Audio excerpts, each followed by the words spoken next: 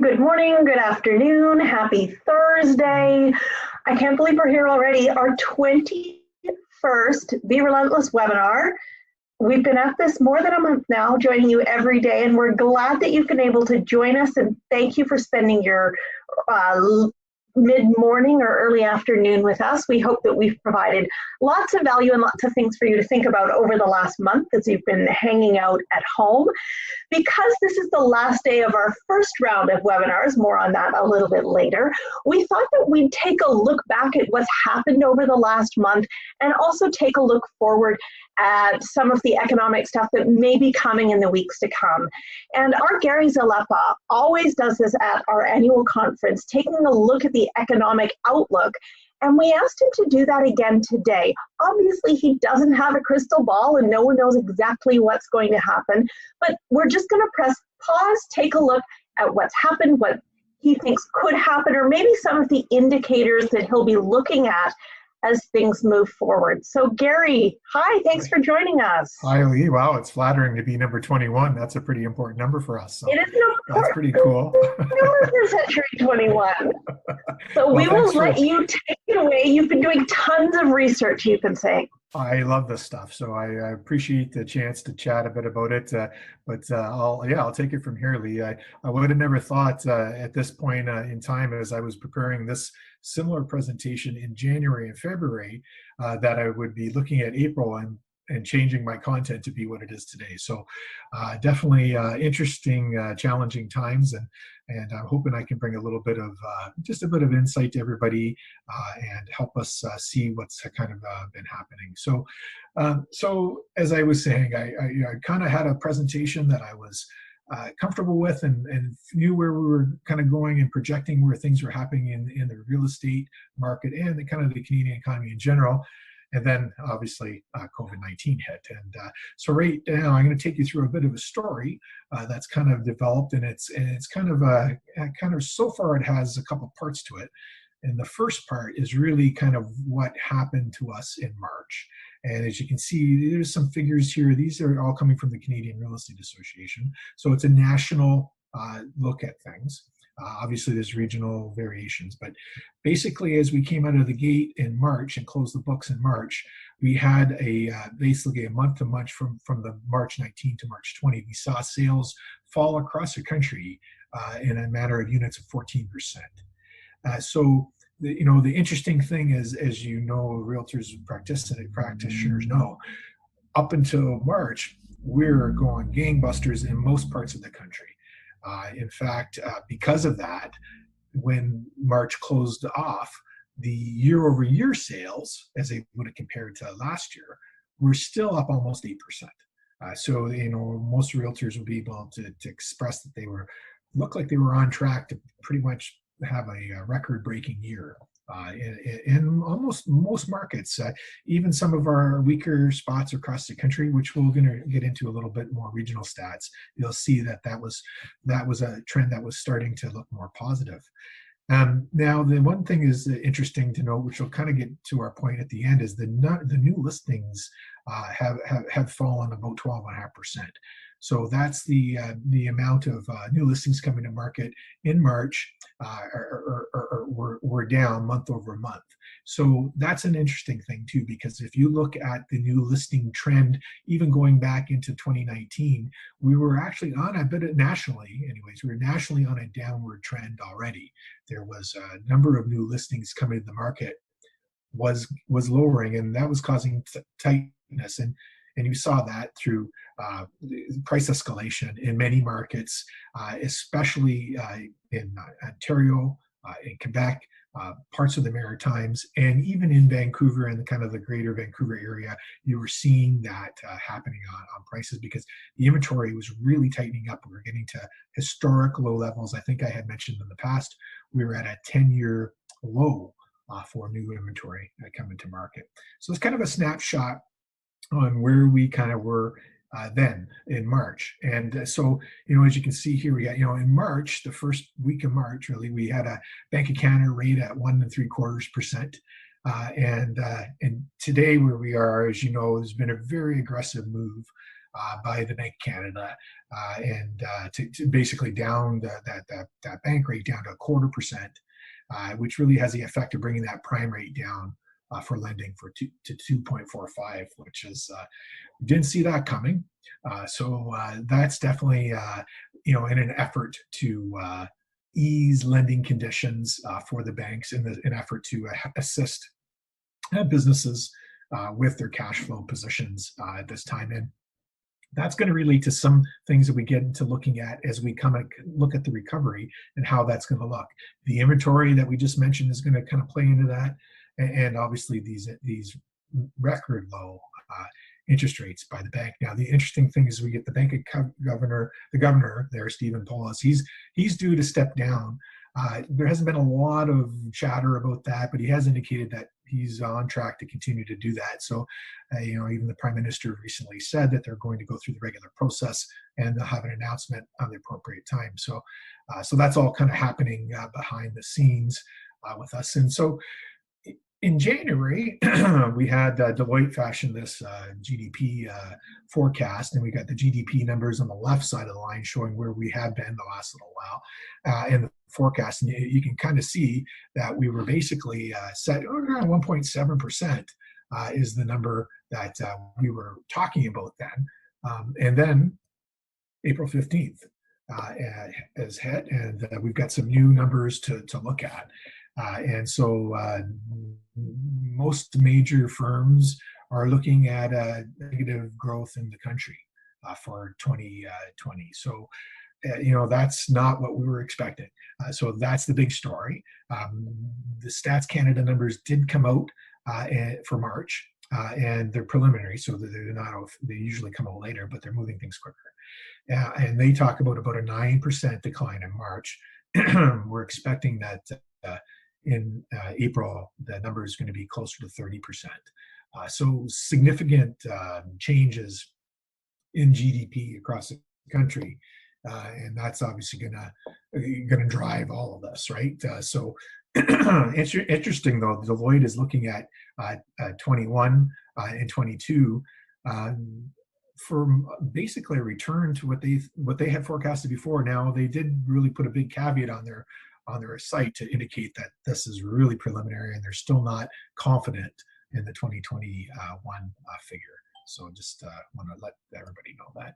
So the key influencers are kind of self-evident to a degree, but obviously the impacts of the coronavirus and the health measures put in place by governments across the country has been the big driver here. And things to be looking at for where we're headed is going to be how the policymakers decide on the reopening of our economies. And lots of chatter recently about this.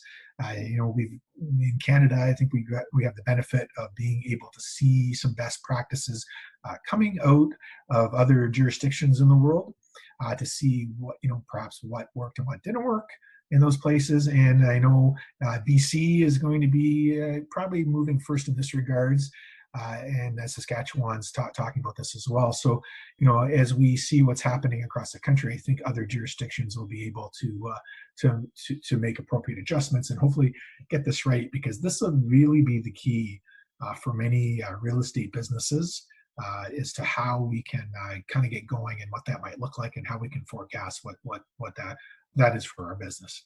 And then on the bigger scale, the macro issues are always still there. I think they've adjusted somewhat slightly. The international kind of relations and geopolitics, I think we're in for some changes. That's something we can talk about that maybe over maybe a cocktail or something sometime, but that's I'll leave that aside. But the price of oil, who would have expected that if you wanted to store your oil, you're going to pay to do it? That's the world we're in. That's having significant impacts in our oil producing provinces, your Alberta, Saskatchewan, and especially Newfoundland. So that's not going to help from the real estate side of things.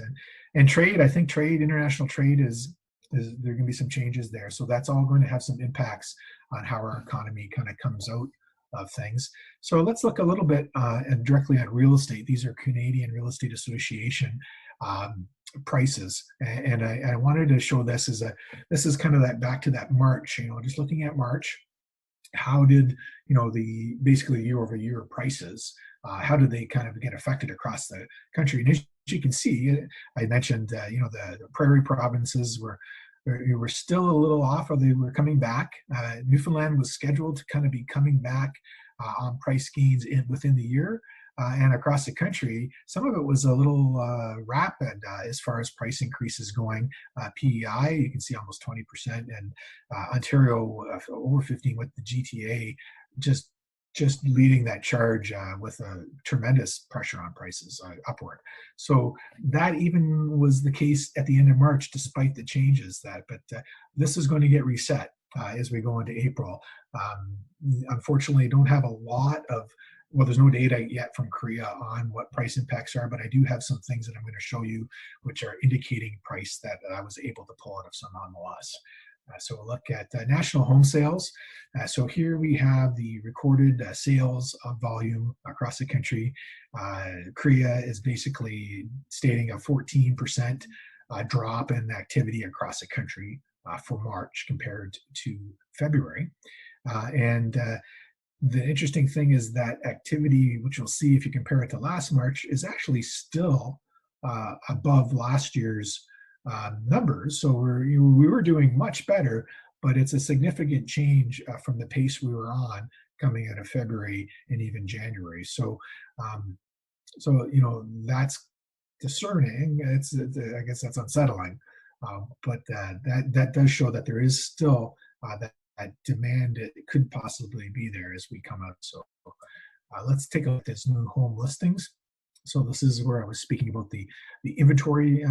Korea is really reporting a decline of about 12.5% across the country in March. Most of that activity came in the last 2 weeks of March. So that's going to have some impact on how prices are affected coming out of this crisis, because as you can see, the February market had seen a decent increase in some inventory across the country. There would be regional variations, of course, but that was a good sign, because as I mentioned before, we were running at a 10-year low of inventory. And so the fact that we were seeing new inventory come to the market was an encouraging sign. Now with the activities dropping off, sales activity dropping off, and the number of new listings dropping off as well, that can have basically a calming effect on prices. And I was just reading something that just came out from Craig Alexander, who I follow. Craig's a senior economist there at Deloitte, and he used to really, his talk about real estate today was, he's pretty confident that this whole impact of COVID on real estate prices might be tempered by the fact that the inventory, or the available inventory, is actually quite low, which should help if you look at supply and demand curves and how that relates, that should keep price pretty stable. And perhaps a couple places in the country there might be some drops, but not a significant change in real estate values. So that's, I think, a good message for your clients, for people in general. So again, that's the new listings graph. It was on a bit of a downward trend. That's, as you can see, for the first quarter of 2020, that's quite low in it. And I suspect we're going to see that continue, that downward trend for the immediate future. So let's look a little bit at some sales activity. Again, I like to show this one because I know we talked about the sales activity already in the first quarter, but it has to be pointed out that if you look at the 2019 first quarter and you look at our first quarter, we were definitely on pace for a record-setting year, which was forecast originally by Korea. Korea actually forecasted 2020 to be one of the years where it actually peaked in sales, probably across the board. It might, in fact, hit the top. But that's not happening. But the good thing is there was a lot of business written in the first quarter. That obviously is changing now, and we're going to get into that a little bit. So let's look a little bit about the actual activity. So when we look at some of the statistics, you actually have to look at what's called seasonally adjusted and not seasonally adjusted. So we'll take a look at that just to get I think a little bit better understanding of the slowdown. We're still, according to Korea, our sales activity was still almost 8% above the activity from last March, March 19, right? So, again, and that's still a big drop though from the gains we were experiencing in February. So definitely, COVID, when the lockdown hit on March 13th, that's when things started to happen. And unfortunately, CREA hasn't published any data to show what April's happened so far. Obviously, that'll be coming with the month wrapping up. But I want to take a look into a little bit, dive into some regional variations, and this is what I was able to come up with. So again, this is regional sales in March for these areas. So in the GTA, still, it was going really strong still. So when they closed the books in March, still over 20% increase in sales activity from the period before. Montreal off a bit. Greater Vancouver just down slightly there, almost 3%. Fraser Valley, Calgary, you can see this all relates to what we were talking about, the prairies. Edmonton down about 13, and Winnipeg itself 7. Hamilton, Burlington, significant decrease here in almost 25%, and that's in continued even around into the Niagara region as well. That's something we're seeing as well. And Ottawa around 8%, and that's when you compare the month over month from February to March. So, and just to kind of get into this a little bit more to get what's happening, I was able to pull some data from TREB, and I know that that's not going to be across the country, but I think it speaks to what's happening in the sales activity. And this is where we're going to be able to look at March and then moving into April to see what's happening. And so, the Toronto Real Estate Board has basically published that in March their activity was still up, and that relates to what I just showed you across the country. But again, looking at the seasonally adjusted numbers, which kind of take that seasonality out of things, it definitely does show the decline registering there, which is important because I think you look at the year over year, it's a bit of a false positive, because it's not really the trend. So the trend is better represented through the seasonally adjusted number, and that's showing the drop of over 20% in the activity. So that's the trend that we're on. And so in the paper yesterday, Mike Collins, people know Michael, he's the one that had to tell everybody first half of April. So now this, unfortunately, I don't have the stats. They're not publishing really, but they came up with a press release, down 70%. So now we've seen March. We're talking their last graph. We're looking at 20% in March. February, April. The April numbers for the first half of April are 70% sales activity decrease. So that's the trend that we're on. That's the reality in their numbers there, and these numbers will translate nationally as well within a few percentage point because of the volume of activity on the Toronto Real Estate Board. So I did get some information from CREA that supports what I just said. They've got some preliminary data that they're tracking that is showing about a 50% decline in sales nationally for April. And so that's a little bit less than what the Toronto is reporting, but that makes sense because of the different regions across the country and how they're impacted. But one thing that jumped out there was that the condominium segment, or strata, if you're in BC, this segment of properties has seen the largest decline in activity across the country, and that is over 70%. So you can get into a lot of reasons why that's the case. A lot of the sales activity was being driven by condominiums was based on affordability. So you could make a pretty good case that segment is the most impacted by financial change.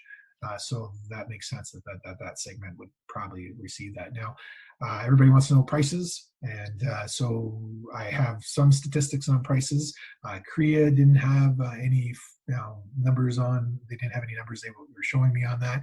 But Toronto Real Estate Board came out publicly and said that for April they're tracking a 1.5% decrease in prices. Now, I do have to kind of put a caveat on that. The data that they're looking at includes prices across all spectrums, right? So that can be a little misleading because basically they're identifying the fact that a lot of activity in their high end has just dried up. So it's just not happening. That does tend to bring average prices down. Doesn't mean prices are declining per se. It just means that the activity is not happening, and that's caused the average to come down. So unfortunately, we have to wait to get a bit better picture on that.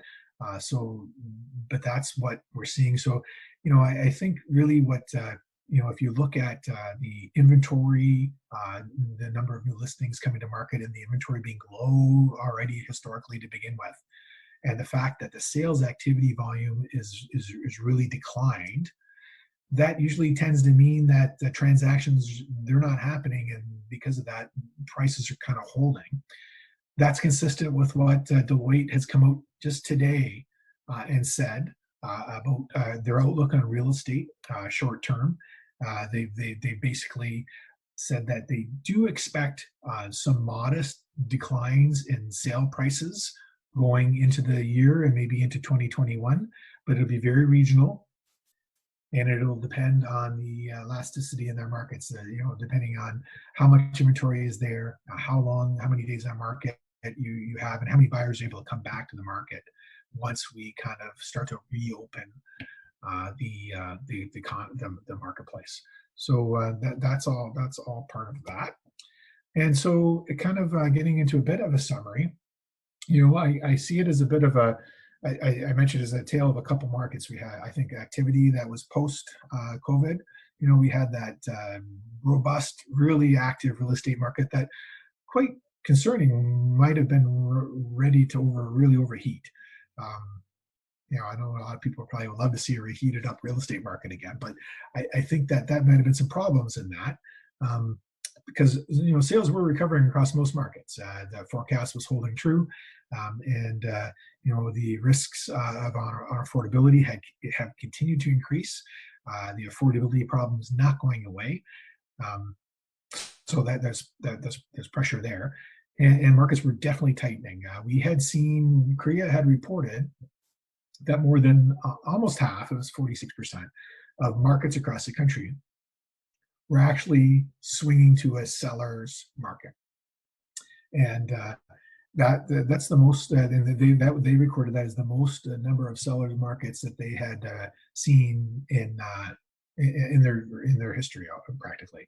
I don't know if I can say that, maybe 10 years, but it's definitely, they haven't had that many sellers markets in a while, and the record low inventory was really driving that supply issue.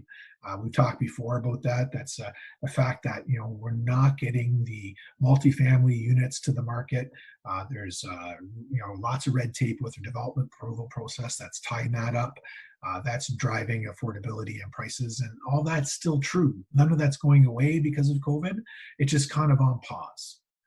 And now, as we start to awaken and determine how we come out of this, those issues are going to still be there. The question really is, where will the consumer be able to meet the real estate market? And that's a big unknown. I haven't had anybody put that out there in their opinion.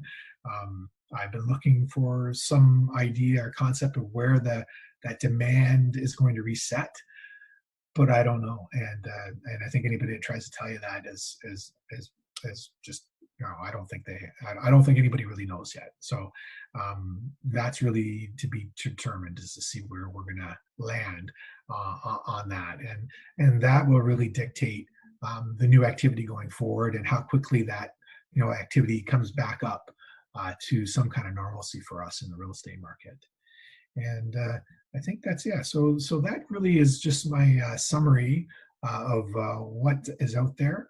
I hope you found it interesting, and maybe I'll toss it back to Lee to see if we had any feedback or anything. Just a lot of people agreeing with you. Most recently, Travis just said, he agrees supply and demand both dropped equally. If you do have any questions, please write in the bottom right-hand corner of the Facebook video. We'll be able to ask Gary any questions as he has it. Gary, do you think, my question is, are things continuing to change as quickly as they were a month ago? I feel like every 10 minutes, things would change 100 times a day. a couple of weeks ago. Have things slowed down? Yeah, I think that's a great question, Lee. And I think people felt the pace of change was so fast, people were actually overwhelmed. I've got a sense, and I don't have any data on this, but I've got a sense that people feel that that pace of change of the announcements, all the things coming at them, the economy changes, all these things have settled down to a bit where they not to feel normal, but I think people feel that they're starting to get a handle on things. And I know talking to brokers across the country right now, all of them that when I spoke to them 4 weeks ago, there was just like deer in the headlights, right? But now the conversations I'm having with folks is more, oh, they got a plan, they have some idea the things they're working on, and they feel that they have a game plan to get them through this. And from from an economic point of view, the economy, I think that people are starting to get a better handle on the impacts on their businesses and how they can manage that. And then the dialogue seems to be shifting to, how do I get ready for what's next? For the reset. I've heard people call that the kind of return of confidence. I think people are thinking in that vein now, and so I think that's a positive thing. I agree. I'm just seeing if there are any other questions that are coming through that you might be able to answer. I'm not seeing any at this time, but I think the last thing you said is a great jumping off point to talk about what we're going to be doing next in our Be Relentless webinar series. As Gary said, everyone is sort of trying to think now, what's next? How do you get ready for what's next? And we're going to be talking a lot about that with our next round of Be Relentless webinars. So tomorrow, we're going to have a very special mastermind fireside chat talking about your mental and physical health during this time. And then next week, we're starting our next round of 21 webinars. This time, we're theming each week, and next week is Marketing Week. And on Monday, Eric Sachs from Breakthrough Broker is going to walk you through your 2020 marketing action plan. We're going to have a handout for you that you can download and work through some of the things that you need to be doing. And he's got some really good questions that you need to ask yourself, spreadsheets for you to work out budgets. I was looking through this yesterday. I think you're going to love it. We've also got some ideas. Sean Bell from Century 21 Drive is joining us to talk about Facebook ads.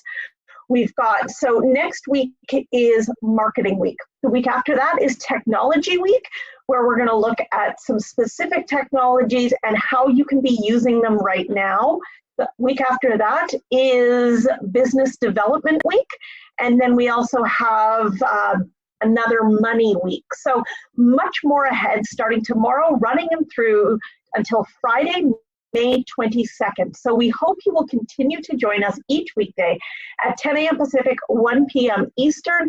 We're going to continue to be here and provide you value about things that you can be doing right now as we sort of wait to emerge from what we hope is the back end of what we're going through right now. Yeah, let's hope. So thank you to everyone for joining us. We really appreciate it.